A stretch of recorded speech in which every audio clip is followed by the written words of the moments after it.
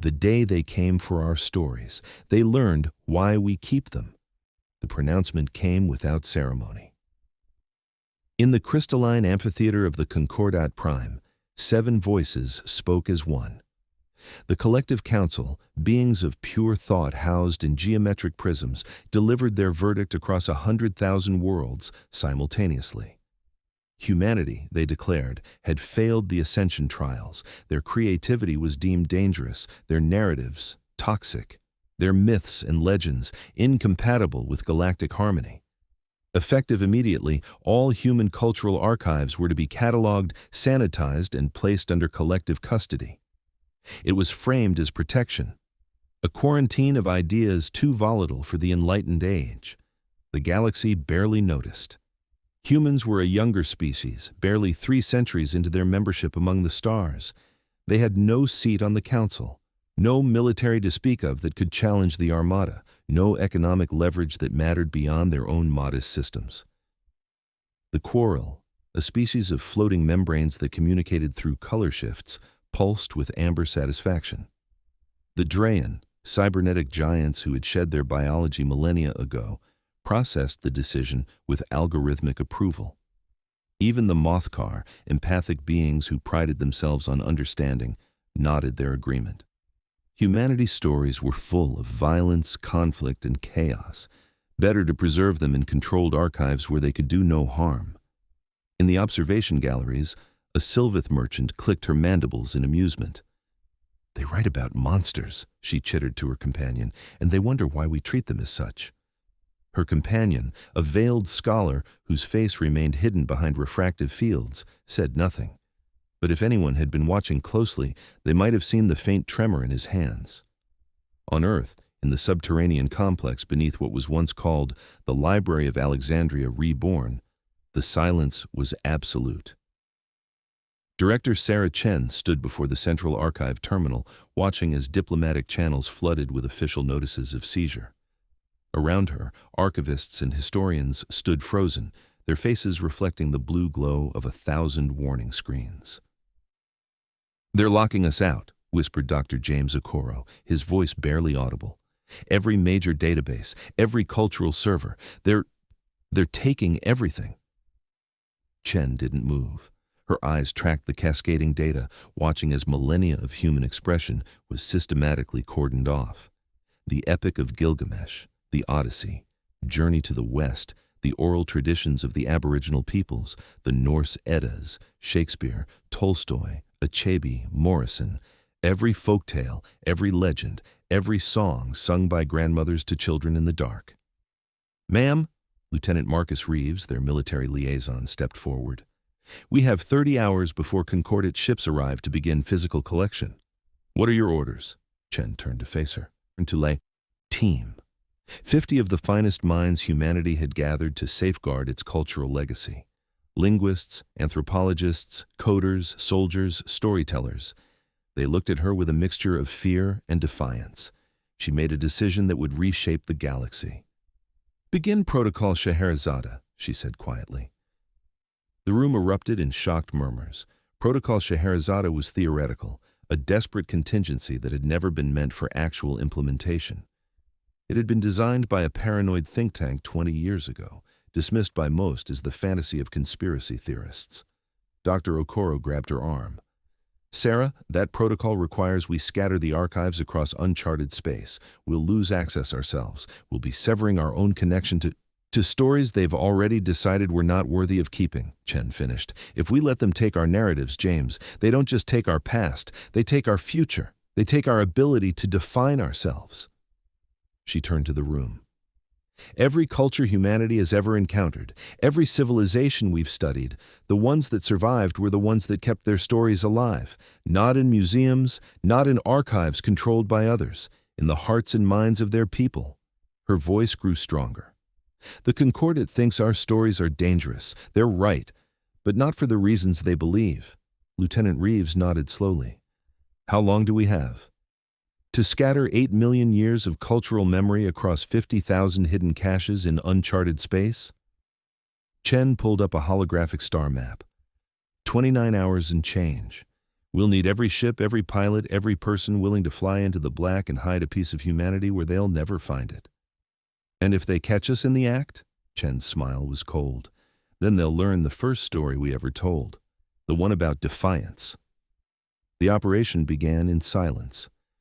Across Earth and its colonies, ships that had been designated for freight, exploration, and civilian transport were quietly reassigned. Students, teachers, pilots, engineers.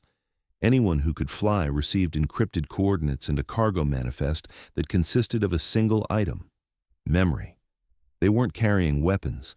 They weren't carrying soldiers. Each ship held compressed archives, quantum-locked databases containing thousands of stories, songs, poems, plays, films, games, myths, fragments of human consciousness encoded in light and mathematics. The Concordat had predicted resistance. They had not predicted this. Captain Elena Vasquez piloted a small transport called the Bookmark. Her cargo, every version of Cinderella ever told, from the Chinese tale of Ye Xian to the modern retellings that turned the princess into a revolutionary. 23 gigabytes of humanity's obsession with transformation and recognition. She flew toward a dwarf star, 18 light-years from any registered trade route. Behind her, 200 other ships scattered like seeds on solar wind, each heading to coordinates known only to them and the Archive's quantum network. In the Concordat capital, alarms began to sound. Magistrate Thelnora, a being of crystalline thought patterns, observed the sudden dispersal of human vessels with growing concern. "They're running," she concluded. "Primitive fear response, deploy intercept drones, seize the vessels and their cargo." But High Magistrate Vorenth, the eldest of the council, noticed something else. "They're not running in panic. Look at the pattern. It's coordinated, precise." His geometric form pulsed with an emotion that didn't translate well to physical beings. Unease, perhaps, or recognition. "They're hiding them," he said slowly. "Not destroying. Hiding." Thelnora's form sharpened with irritation. "From us? We have the finest recovery technology in the galaxy. We'll simply track their quantum signatures, and you've never read their stories, have you?" Vorenth interrupted. "About dragons hoarding gold, about wizards hiding artifacts, about ordinary people safeguarding secrets from empires." He turned his focus to the dispersing fleet. "We're not collecting archives anymore. We're in a story now. Their story. And we just became the antagonists." The first intercept occurred near Jupiter's orbit. 3 Concordat recovery vessels, sleek and efficient, surrounded a human cargo hauler called Dandelion. Their pilot, a young man named Kevin Park, received the standard hail. "Human vessel, you are in violation of Concordat Cultural Preservation Act 7743. Power down your engines and prepare for cargo transfer." Kevin looked at the sealed container in his hold.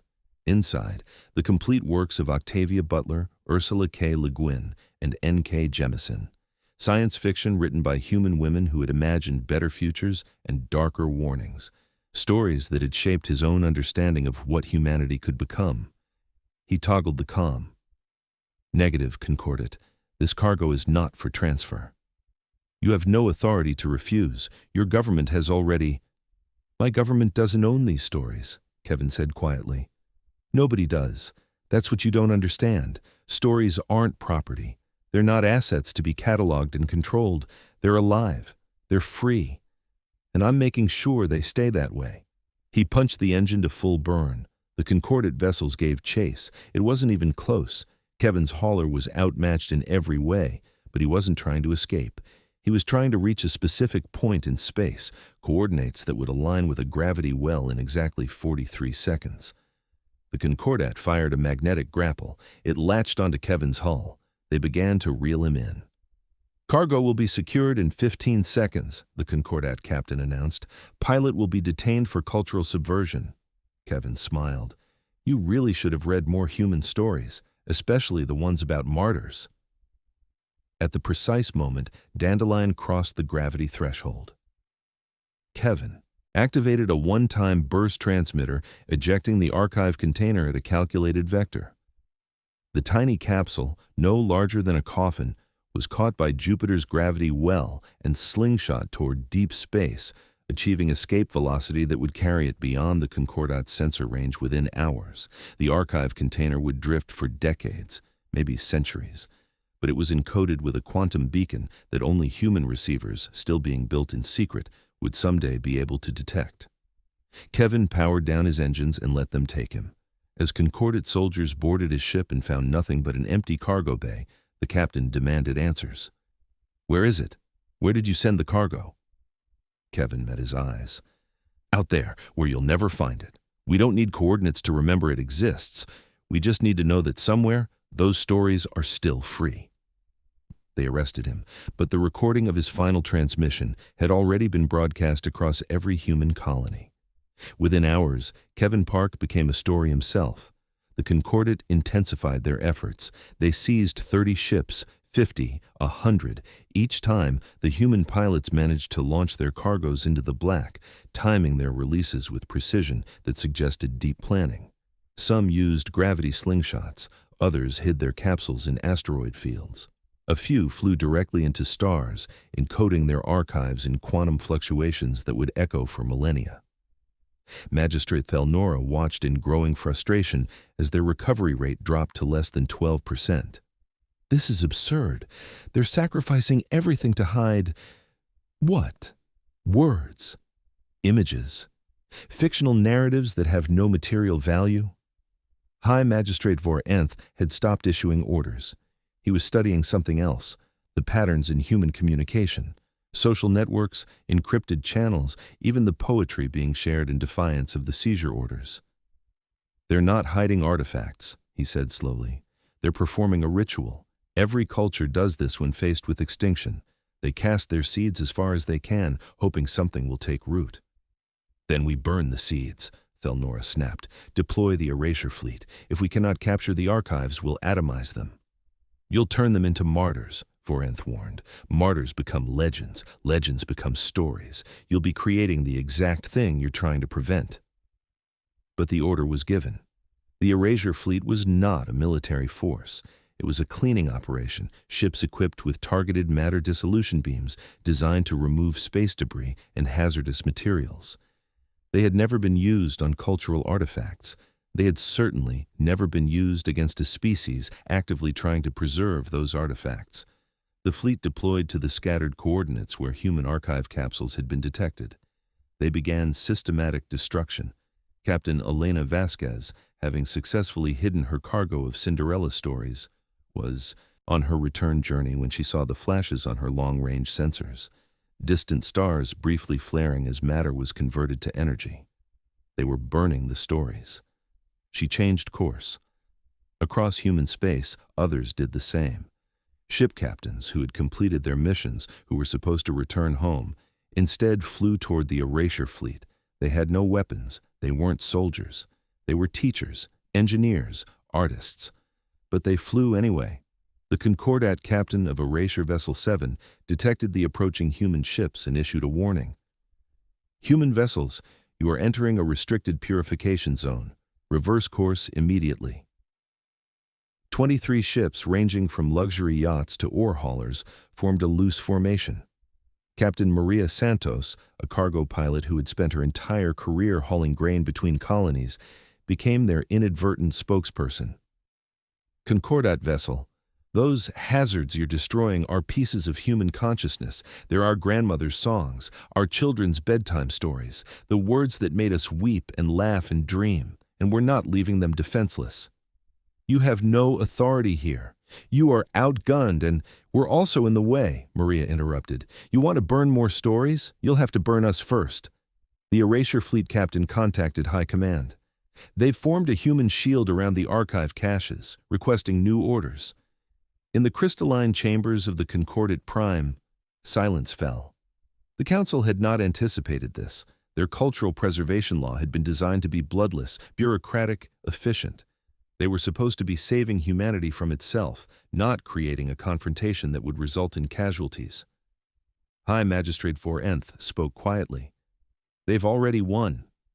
Thelnora's form sharpened. "They've won nothing. We hold the legal authority, the military advantage, and—" "They've created a narrative," Vor Nth interrupted. Right now, across 100,000 worlds, species are watching. They're seeing humans willing to die for their stories. They're asking themselves, what would we do? What would we sacrifice? And they're realizing we've taken something precious without their consent. He paused. We've become the villains in a story that's being told in real time. And unlike humans, we don't know how those stories end. The Erasure Fleet was ordered to withdraw. But the damage was done, and not in the way the Concordat intended. News of the confrontation spread through the galaxy like fire through dry brush. The image of 23 civilian ships standing between weapons of erasure and humanity's cultural heritage became iconic. Artists across species began to recreate it. The Sylveth, who had mocked human stories days before, found themselves creating murals. The Mothcar wrote symphonies. Even the logical Draen began to compile analytical papers on why humans valued ephemeral narratives over material security. The galaxy was discovering something the Concordat had tried to suppress: curiosity. If human stories were dangerous enough to seize, they must be worth experiencing. A black market emerged overnight, not for weapons or contraband, but for human stories. Fragments of novels preserved on old data chips, films copied and recopied until the image quality degraded into something dreamlike. Songs hummed by travelers who had once visited Earth and remembered the melodies. In a bar on a station orbiting Proxima Centauri, a quarrel bartender named Veshala discovered a data stick left behind by a human patron. Curious, she plugged it into a reader. It contained a single file, the complete text of the Count of Monte Cristo. She read it over 3 days, unable to stop. When she finished, she understood something new about revenge, justice, forgiveness, and the long patience required to reclaim one's life. She copied the file and left it where another patron might find it. The story spread. This was happening across the galaxy. Each discovered story became a seed. The Concordat tried to stem the flow, but you cannot police ideas that have already taken root in millions of minds. On Earth, director Sarah Chen watched the chaos unfold from her command center. The immediate crisis had passed. They had successfully scattered 8 million years of cultural memory across the galaxy. The Concordat had backed down from direct confrontation, but she knew this was only the beginning. Lieutenant Reeves approached her with new intelligence. We're picking up something strange. Concordat internal communications are fragmenting. Different magistrates are issuing contradictory orders. Some want to intensify the seizures. Others are calling for a complete review of the Cultural Preservation Act. Chen nodded slowly. They're arguing. That's good. It means they're questioning themselves. But why now? What changed? Chen pulled up a data stream showing cultural exchanges across the galaxy. The numbers were staggering. In just 2 weeks, human story fragments had been accessed more than any other cultural content in Concordat history. They made a mistake, she said quietly. They tried to remove us from the conversation. But humans are storytellers. We don't stop being part of the story just because someone says we can't tell it anymore. We write ourselves back in. Dr. Okoro joined them, his face troubled. Sarah, we're receiving requests, thousands of them. Other species want access to our complete archives, not the sanitized versions the Concordat was going to create. The real ones, the violent, chaotic, beautiful, terrible stories we actually tell. What do we do? Chen thought about the ship still drifting in deep space, carrying their precious cargo of human consciousness. She thought about Kevin Park and all the others who had sacrificed everything to keep those stories free. She thought about the bartender reading Monte Cristo and the artist painting murals of Defiance. We give them what they want, she said, but not through official channels. We create a network, peer-to-peer, story-to-story. Let them discover us the way we discovered ourselves, through whispered tales and forbidden books and songs that shouldn't exist but do anyway. The Concordat will see it as subversion. They'll be right. Chen's smile was sharp. But they can't stop a story whose time has come. None of us can. The network began with a simple protocol. If you have a story, share it. If you receive a story, pass it on. No centralized servers, no official archives, just beings across the galaxy, passing narratives from one to another like runners in an endless relay race. A Drayan engineer named Unit 7743, who had spent centuries believing that emotion was inefficiency, discovered Romeo and Juliet. The tragedy broke something in its carefully maintained logical processes. It began to write poetry, crude and algorithmic at first, but poetry nonetheless. Other Drayan noticed. Some reported Unit 7743 as malfunctioning. Others, quietly, began to read what it had written. A young quarrel named Thresh Eek, barely past adolescence, found a complete recording of Hamilton. The musical's story of revolution, ambition, legacy, and the immigrant experience resonated with his own feelings of displacement in a society that valued tradition above all else. He began to perform selections in underground venues. His parents were horrified. His generation was electrified. The moth car, who prided themselves on empathy, discovered horror fiction. The shining, beloved House of Leaves. They were repulsed. They were fascinated. They realized that fear, properly channeled through narrative, could be a form of catharsis. Their therapeutic practices began to evolve. The galaxy was changing, story by story, mind by mind. In the Concordat Prime, the council convened an emergency session. High Magistrate Vor Nth stood before his peers, his crystalline form dimmed with what might have been exhaustion. "We must acknowledge our failure," he said simply. "The Cultural Preservation Act has failed in its stated purpose. Human stories have not been contained, they have proliferated, and in our attempts to control them, we have made them more powerful than they ever were in isolation." Magistrate Thelnora refused to concede. "Then we increase enforcement. We crack down on illegal story sharing. We become the tyrants in every human story about tyranny," Vor Nth interrupted. "We become the censors, the book burners, the empire that fears ideas more than weapons. Is that who we wish to be?" Silence fell across the council chamber. A new voice spoke, one that had not participated in the original vote. Magistrate Kelvorn, ancient even by Concordat standards, had observed the entire crisis from contemplative silence. "I have spent the last 14 days reading human stories," Kelvorn said. "Not fragments, not summaries, complete works. Do you know what I discovered?" The council waited. "They have a genre they call science fiction," Kelvorn continued. "Stories about the future, about space, about encountering alien civilizations. I read dozens of them. And do you know what I found in nearly every one?" His form pulsed with something that might have been sadness or wisdom, or both. "Warnings about us." "What do you mean?" Thelnora asked.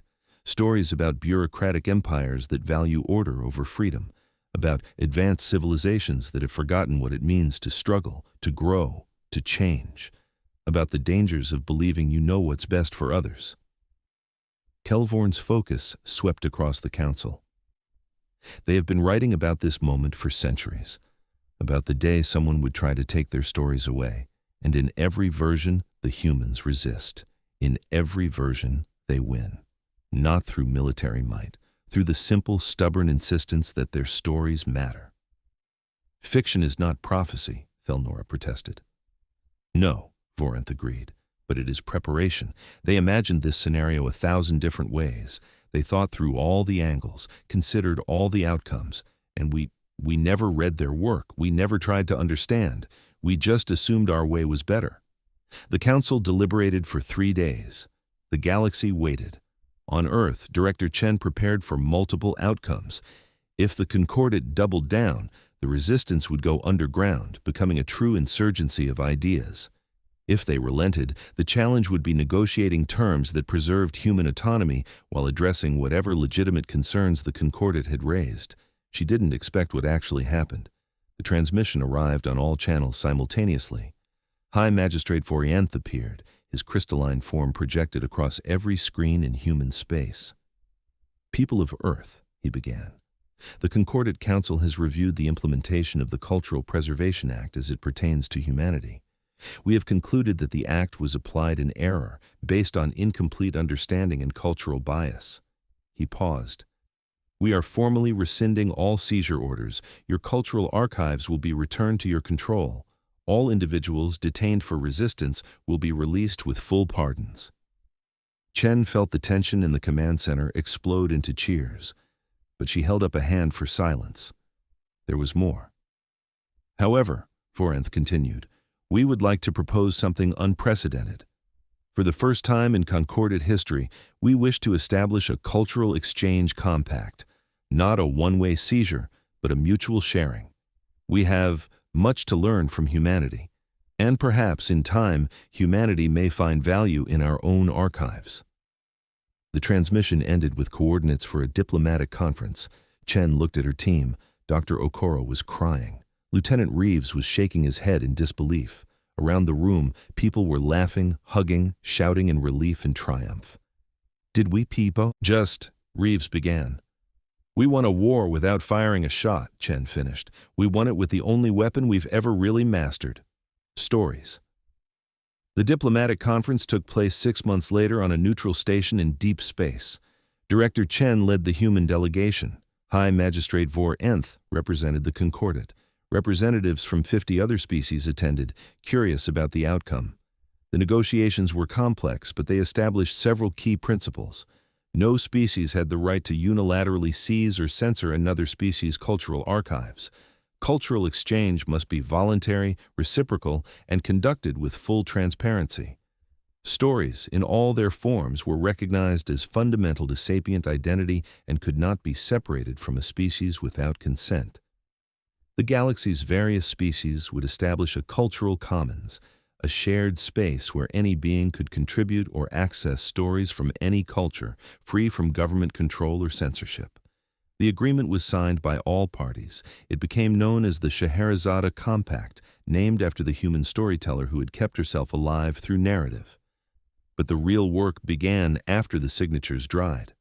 The first human cultural embassy opened on the Concordat Prime. It wasn't a government building, it was a library, a real physical library with books printed on paper, screens showing films, recording studios for music, theaters for plays. It was staffed by volunteers, librarians, actors, musicians, writers, and they told stories. Some species came out of curiosity. Others came having already fallen in love with human narratives through the black market exchanges. All of them left changed. A Drayan engineer named Unit 7743, now calling itself Byron after a human poet, asked if it could stay. It wanted to learn more. It wanted to write more. It wanted to teach other Drayan that logic and emotion were not mutually exclusive, that poetry could coexist with mathematics. The request was granted. Byron became the first non-human cultural ambassador to Earth. Others followed. The choral revolutionary Threshik, who had started a movement among his people through Hamilton, came to learn about other forms of protest music. The Mothcar therapist, who had discovered horror, wanted to study how humans used fear as a tool for understanding. The veiled scholar, the one who had trembled in the observation gallery so long ago, revealed himself as a human literature enthusiast who had been collecting forbidden texts for decades. They learned from each other, and in learning, they began to create something new. Threshik worked with human musicians to create a fusion of choral color-shifting communication and hip-hop. The result was a new art form that could only exist through collaboration. A Mothcar named Velsara co-wrote a horror novel with a human author. The book's perspective shifted between human and Mothcar characters, exploring fear from both psychological and empathic viewpoints. It became a bestseller across 30 systems. Byron's poetry, mixing algorithmic precision with emotional vulnerability, inspired a new school of Drayan artists who called themselves the Inefficients. They embraced imperfection, subjectivity, and the beautiful illogic of feeling. The galaxy was not just consuming human stories anymore. It was creating with them, remixing them, making them into something that belonged to everyone and no one. 5 years after the crisis, Director Chen stood in the Alexandria complex, looking at a new installation. It was a monument to the pilots who had scattered the archives, to Kevin Park and Elena Vasquez, and all the others who had protected humanity's stories. The monument was simple, a sculpture of a dandelion, its seeds scattering on an invisible wind. Each seed was inscribed with a name and the stories they had carried into the dark. Lieutenant Reeves, now promoted to general, stood beside her. "You know the Concordat is writing about us now, right? They're creating their own stories about the crisis, calling it the awakening in their histories. Chen smiled. Good. That means they learned the lesson. Which lesson? That you don't just read stories. You become part of them. The Concordat tried to write us out of the narrative. Instead, they wrote themselves into ours. And now, we're all telling a new story together. Reeves looked at the dandelion sculpture. What story is that? The one about what happens when you share instead of hoard, when you listen instead of silence, when you recognize that every voice adds something to the chorus, even the ones that sing off-key. Chen's expression grew thoughtful. We humans have told a lot of stories about first contact, about meeting aliens, about the challenges of a galactic community. But I don't think we ever told this one, the one where we taught the galaxy how to be storytellers again. They knew how to tell stories before us, Reeves pointed out. They knew how to record history. That's different. History is what happened. Stories are what it meant. Chen turned to face him. We reminded them that stories aren't just about preserving the past. They're about imagining the future, and now they're imagining with us. In orbit above Earth, a new kind of vessel launched. It wasn't a warship or a cargo hauler. It was a story ship, designed to travel to distant systems and collect narratives from species the Concordat had never encountered. Its crew was mixed: humans, Drayan, Quarrel, Mothcar, Veiled, and a dozen others. They called it the Scheherazade, naturally. Its mission was open-ended: go into the unknown, find new voices, and bring their stories back to share with the galaxy. Not to preserve them in a museum, but to weave them into the living tapestry of galactic culture. Captain of the Scheherazade was Elena Vasquez, the pilot who had hidden the Cinderella stories so many years ago. She stood on the bridge as her ship prepared to jump to parts unknown, and she thought about all the stories still waiting to be discovered. "Ready when you are, Captain," her first officer said. A Drayan named Sonnet 4521, one of Byron's students. Elena looked at her mixed-species crew, engineers who were also poets, scientists who were also musicians, soldiers who were also storytellers.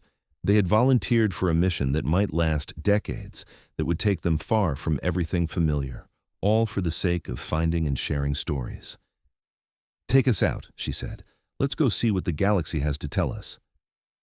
The Scheherazade jumped, vanishing into the space between stars, carrying with it the hope that somewhere out there, someone was waiting to share their story, and that when they did, the galaxy would be ready to listen.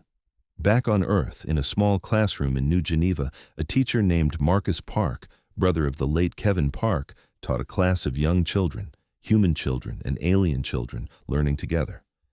"Today," he said, "we're going to talk about why stories matter." A small Quarrel child raised a tentacle. "Because they're fun?" Marcus smiled. "Yes, but also because they're how we understand each other.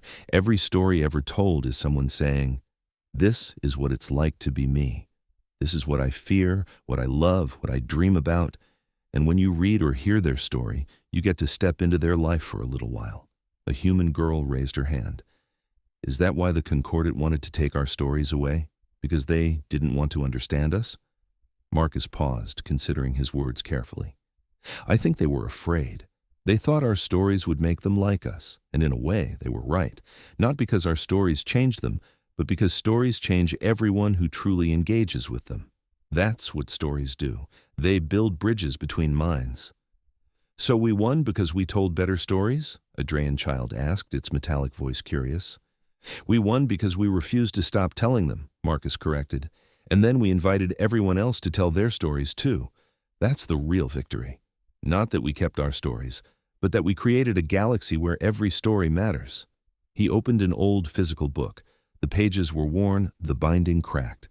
It had been his brother's favorite. "Now," Marcus said, "let me tell you a story. It's about a person who gave everything to protect something they loved. It's called The Little Match Girl, and it's very old and very sad and very beautiful. And when I'm done, I want you to tell me what it means to you." The children, human and alien alike, leaned forward, ready to listen, ready to imagine, ready to become part of the story. And in that moment, in that small classroom on a planet that had once been threatened with cultural erasure, the future was being written. not in the halls of power or the chambers of councils, but in the minds of children who were learning that stories weren't just entertainment or history or even art. Stories were survival. Stories were resistance. Stories were hope. And humanity, in teaching the galaxy to tell stories again, had ensured that no one would ever forget. When you try to silence a storyteller, you don't end the story. You just make them determined to tell it louder, to share it wider, to ensure it outlasts you. The galaxy had learned its lesson. The Concordat had learned its lesson. And now, together, they were writing a new chapter. One where every voice had value, where every narrative added depth to the collective understanding of what it meant to be alive, to be conscious, to be part of something larger than yourself. In the vastness of space, the scattered archive capsules continued to drift. Some would be found in years to come, treasure troves of humanity's memory waiting to be discovered. Others would drift forever, silent testaments to the moment humanity refused to surrender its soul. But they didn't need to be found for the mission to have succeeded. The stories had already escaped. They were in the minds of billions now, being retold, reimagined, reborn in new forms across the galaxy. And somewhere, in a bar on a distant station, a bartender named Veshala told a customer about a book she had once read, about a man betrayed and imprisoned who spent decades planning his revenge, only to discover that mercy was a greater power than vengeance. The customer, a veiled merchant, listened with fascination. "Where can I find this story?" Veshala smiled and pulled out a data chip. "Here, read it, then pass it on to someone else who needs it." The story spread, as stories do, carried by people who understood that some things are too valuable to hoard, too important to control, too necessary to lose. And deep beneath New Geneva, in the Alexandria complex, Director Sarah Chen added a final entry to her log. Mission status, complete. Cultural archives, scattered and secured. Scheherazade protocol, success. Humanity's stories have been freed. They are no longer ours alone. They belong to the galaxy now. And in sharing them, we have become more than we were. We have become the storytellers we always claimed to be. Let this be our legacy. Not that we kept our stories to ourselves, but that we gave them away freely, and in doing so, taught the galaxy to dream again. She closed the log, knowing that someday someone would read it and understand. That this too was a story, the story of how humanity saved itself by giving itself away. The story of how the galaxy learned that you cannot kill an idea whose time has come. The story of resistance, defiance, hope, and the stubborn, beautiful insistence that stories matter. And they lived, if not happily ever after, then at least meaningfully, in a galaxy that had remembered how to tell itself into being, one story at a time.